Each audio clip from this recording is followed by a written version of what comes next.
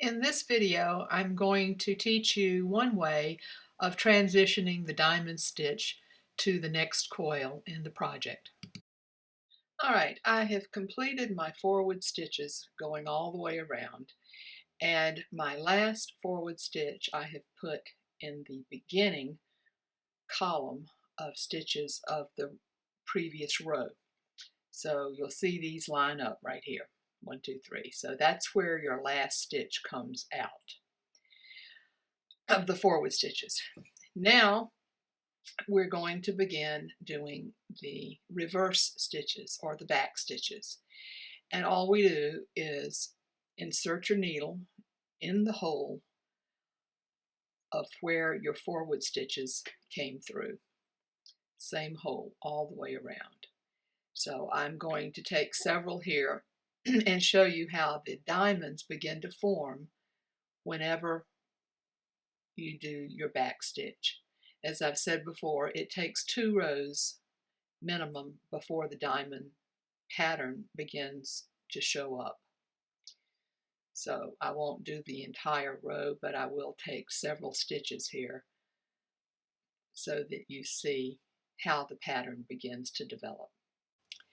One other thing that you may also find very helpful is paying attention to where the forward stitch and the backward stitch fall on the top of the coil or on the coil as you're stitching backwards.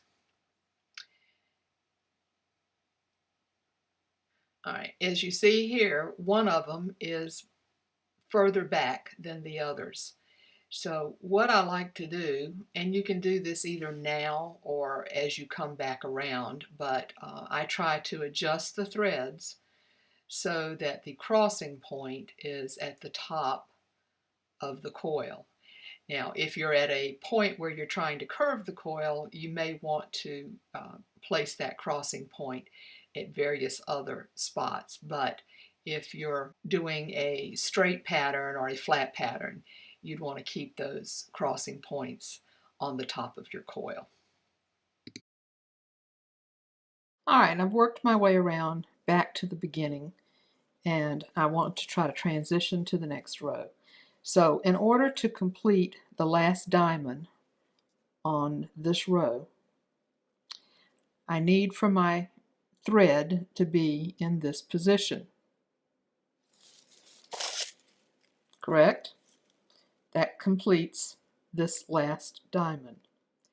But at the same time, I want my needle for the next row to be coming out at this point. And if I simply insert the needle at this point right here, what happens on the back is you have this space that does not create a diamond. So that's what we want to work around. Here is a way to do it. Insert your needle underneath the thread of the top coil or underneath both threads, the top coil and the coil below.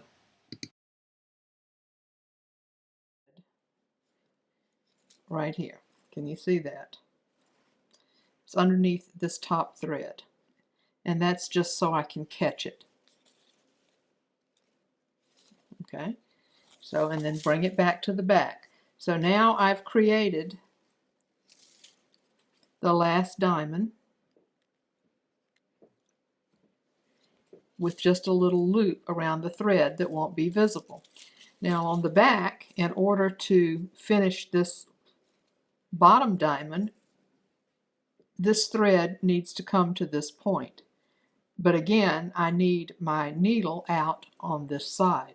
So all I'm going to do is put my needle in at this point to finish off this diamond and bring it out on the front where I need to be.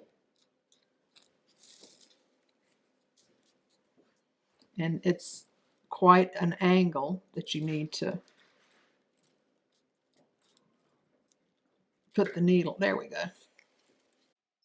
So I've got my needle back at the proper place to begin the next row. And my diamonds have finished that one, both on the front as well as the back. They look okay.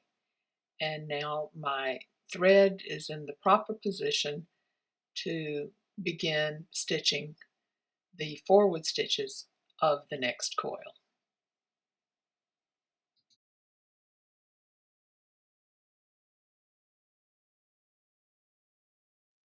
I hope this little video has been helpful in explaining a little better how to transition the diamond stitch to the next row.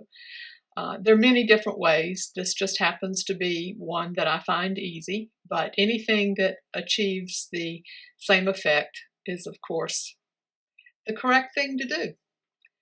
So until I do another video, see you soon. Bye-bye.